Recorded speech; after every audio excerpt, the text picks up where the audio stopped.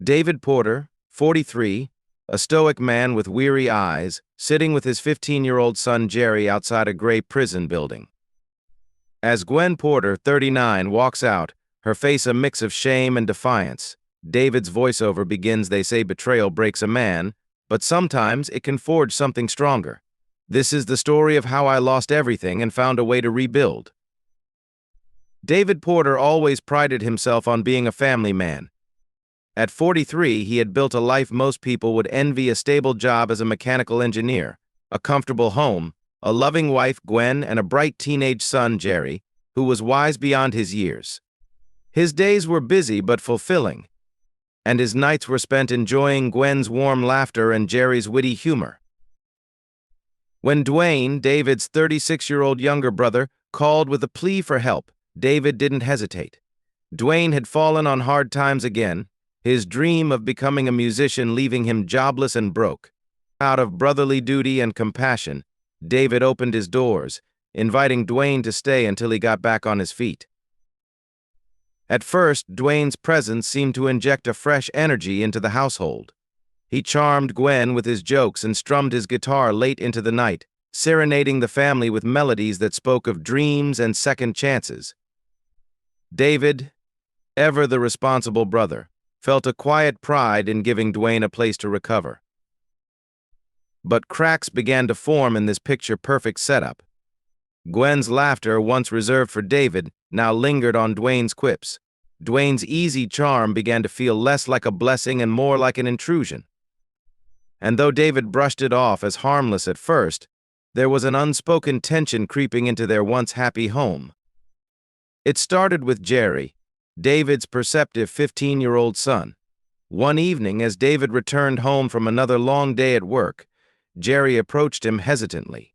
His voice was soft but firm as he said, "Dad, there's something weird going on between Mom and Uncle Dwayne." David frowned, unsure how to respond. Jerry described how Gwen and Dwayne often shared private laughs when they thought no one was watching, how they sat too close on the couch when David wasn't home. It was little things, moments Jerry couldn't explain but couldn't ignore either. David wanted to dismiss it. Gwen was his partner of nearly 2 decades, the mother of his child. Dwayne was his little brother, the kid he had protected and guided since they were young. The thought of betrayal from either of them seemed absurd. But once the seed was planted, David couldn't shake it. He started paying closer attention. Gwen seemed more distant, brushing off his attempts at affection. Dwayne, once deferential and grateful, now acted as if he owned the space, lounging around with an air of entitlement. Late one night, David overheard them talking in hushed tones in the kitchen. Their voices stopped abruptly when he walked in, replaced by awkward silence and nervous smiles. It was in that moment David realized something wasn't right. The air in the Porter household grew thick with unease. David began to notice things he had overlooked before, subtle signs that made his heart sink. Gwen had become increasingly distant, brushing off his attempts at intimacy with excuses that felt rehearsed. She was tired, busy, or simply not in the mood. Even her usual warmth towards Jerry seemed muted, replaced with a distracted indifference. Dwayne, on the other hand, seemed to thrive in the attention he received. He became more relaxed, more comfortable, as if the home was his own. He started wearing David's clothes without asking, helping himself to expensive meals, and inserting himself into conversations where he didn't belong. David's irritation simmered, but he held back, unwilling to risk an unnecessary confrontation without solid proof. One day, Jerry came to David again, this time more insistent. "Dad, I saw them. Mom and Uncle Dwayne were holding hands in the kitchen. They didn't see me," but Jerry's voice trembled, a mix of anger and betrayal. David tried to reassure his son, but his own doubts were mounting. One evening, as he sat alone in the living room after Gwen and Dwayne had retreated to their respective rooms, he couldn't shake the feeling that he was being played for a fool. He checked Gwen's phone, a boundary he had never crossed before. A text from Dwayne popped up on the screen: "Can't wait to see you tonight. Let's make it happen." The room spun as David's worst fears were confirmed. But he knew he couldn't act on impulse. He needed more than suspicion or a single text. He needed undeniable evidence. David's resolve hardened. If Gwen and Dwayne were betraying him, he would uncover the truth. As a mechanical engineer, David was no stranger to technology. Over the weekend, he discreetly purchased a set of small surveillance cameras and audio recorders. He installed them in the living room, kitchen, and hallways, places where Gwen and Dwayne frequently spent time together. The first few days of footage revealed little more than mundane household activity, but David kept digging. Late at night, when everyone else was asleep, he would sit in his car with his laptop, scanning hours of recordings. Then it happened. In the middle of a playback session, David's breath caught in his throat. On the screen, he saw Gwen and Dwayne in the kitchen, their hands touching, their voices soft but unmistakably intimate. They spoke of stolen moments, of manipulating David's trust, even of plans to access the family's savings. David's chest tightened as anger and heartbreak washed over him. The woman he had loved for nearly 2 decades and the brother he had always protected were conspiring behind his back. His first instinct was to storm back into the house and confront them, but he knew better. If he acted now, he might lose the chance to expose them completely and, more importantly, protect Jerry. Instead, David kept watching, recording every damning word, every deceitful action. He felt like a stranger in his own life, but he knew he couldn't back down now. This wasn't just about his marriage, it was about reclaiming his dignity and safeguarding his family. David could no longer contain the weight of his emotions. After days of silently watching the betrayal unfold through his surveillance footage, he decided the time had come to confront Gwen and Dwayne. He waited until Jerry was at a friend's house, not wanting his son to witness the storm that was about to erupt. When he entered the living room, Gwen and Dwayne were seated on the couch, laughing softly. The sight made his stomach churn. With trembling hands, he placed his laptop on the coffee table and hit play. The video began Gwen and Dwayne in the kitchen, their voices unmistakable, their actions undeniable. The laughter stopped. Gwen's face turned pale, her eyes darting between David and the screen. Dwayne leaned back, a defiant smirk spreading across his face. "So, you've been spying on us," he sneered, his tone dripping with mockery. David's voice cracked as he spoke.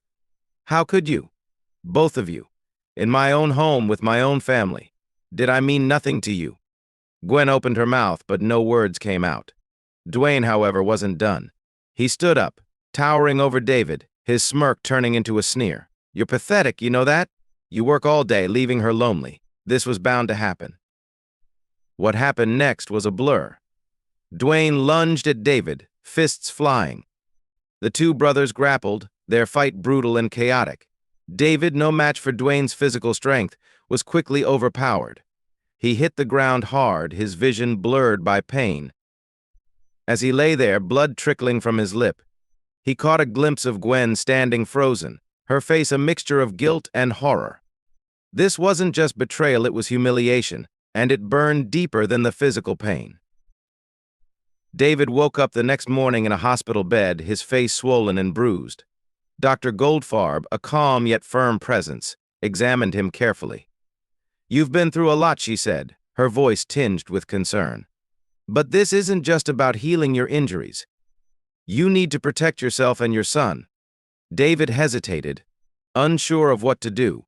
Reporting his wife and brother to the authorities felt like crossing an unthinkable line, but Dr. Goldfarb wouldn't relent. "This isn't just about you," she said pointedly. "Your son deserves safety and stability. You need to act now." With a deep breath, David agreed. He filed a police report, detailing the assault and presenting the surveillance footage as evidence. The officers took his claims seriously, especially after seeing the extent of his injuries and the damning videos. David and Jerry packed their belongings and left the house that same day, seeking refuge at a hotel. As they settled into their temporary home, Jerry sat beside his father, his eyes filled with worry. "Are we going to be okay, Dad?" he asked softly. David pulled him into a tight hug. "We'll be okay, son. I promise. We're stronger than this." The next few days were a whirlwind of police interviews and legal proceedings. Gwen and Dwayne, oblivious to David's actions, were caught off guard when officers showed up at the house to arrest them. The look of shock on their faces, as described by the officers, gave David a grim sense of closure. For the first time in weeks, David felt a glimmer of hope. The path ahead wouldn't be easy, but at least now he and Jerry had a chance to rebuild their lives. The legal battle that followed was grueling, stretching over months of court hearings and emotional strain. Gwen and Dwayne's attorneys tried to paint a picture of misunderstanding, claiming the surveillance footage was taken out of context and that the assault was provoked. But the evidence was irrefutable. David had meticulously documented every interaction, every word exchanged between Gwen and Dwayne that revealed their betrayal and manipulation. The footage didn't just show infidelity, it captured moments where the two discussed exploiting David's trust and even accessing the family's savings to fund their escapades. The courtroom became a battleground of emotions. David, seated with his attorney, could feel Gwen's gaze on him, a mixture of pleading and anger. Dwayne, in stark contrast, exuded arrogance, often whispering to his lawyer or smirking at David from across the room. Jerry testified bravely, recounting what he had seen and how it affected him.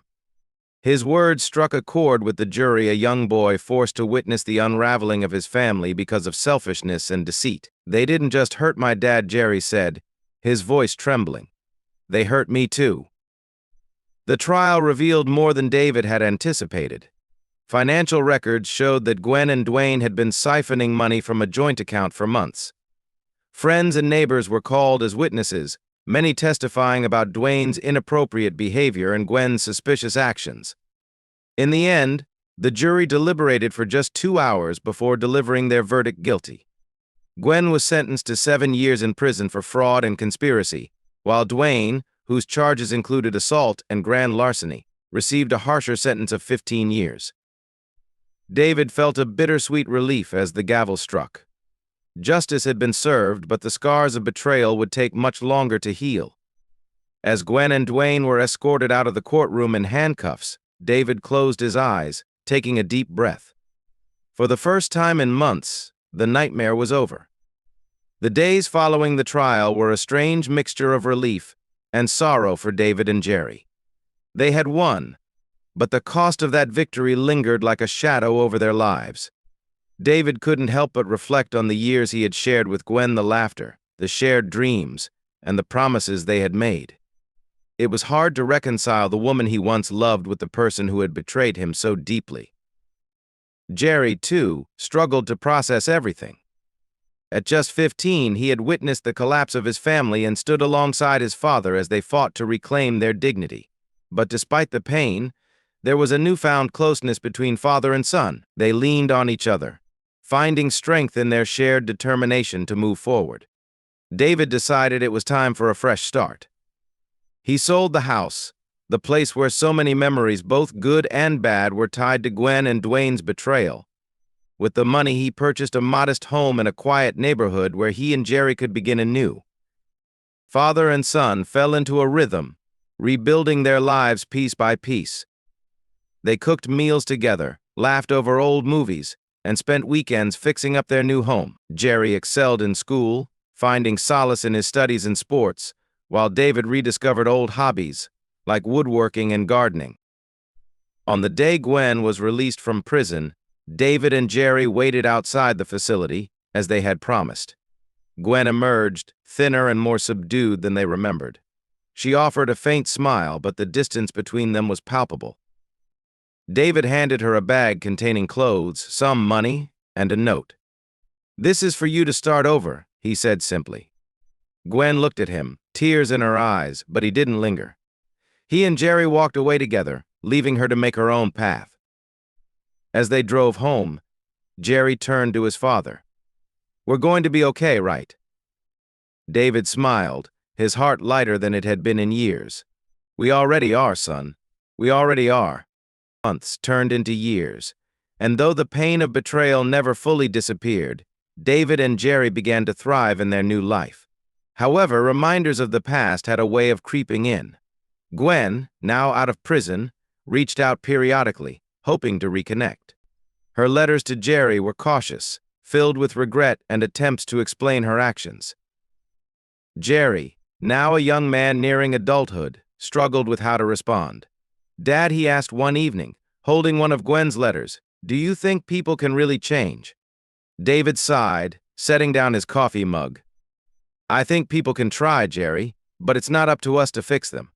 That's something they have to do on their own." Despite his father's advice, Jerry decided to meet Gwen for coffee one day, seeking closure. The reunion was emotional but awkward, with Gwen tearfully apologizing for everything she had done. "I never meant to hurt you or your father," she said, her voice cracking. "I was selfish, and I've paid the price." Jerry listened, nodding but keeping his feelings guarded. While he didn't fully forgive her, he realized he didn't need to carry the weight of anger anymore.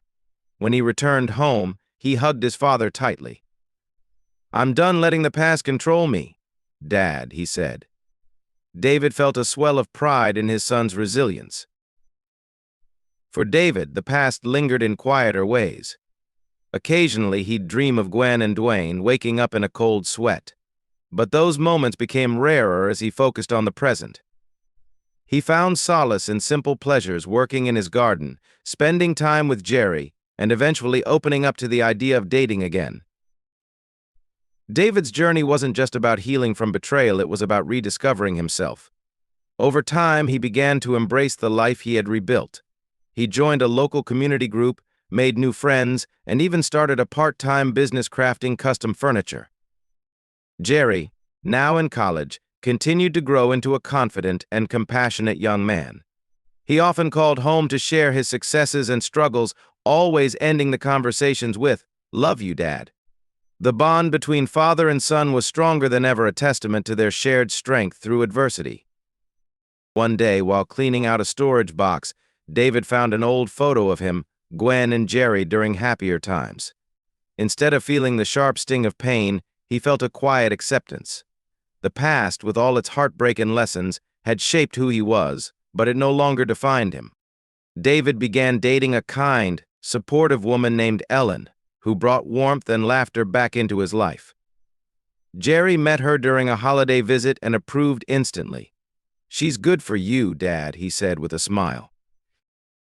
As the years passed, the Porter's story became less about betrayal and more about resilience.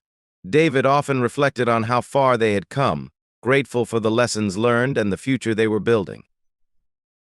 As David and Jerry sat together one evening, watching a sunset from their backyard, David turned to his son. "We've been through a lot, haven't we?" Jerry nodded, smiling. "Yeah, but we made it. Together." Their journey was a testament to the human spirit's ability to endure, heal, and grow stronger in the face of life's hardest challenges. Thank you for watching our story. If you found this journey as inspiring and emotional as we did, please like, share, and comment your thoughts below. Don't forget to subscribe to our channel for more stories of resilience, hope, and redemption. See you in the next one.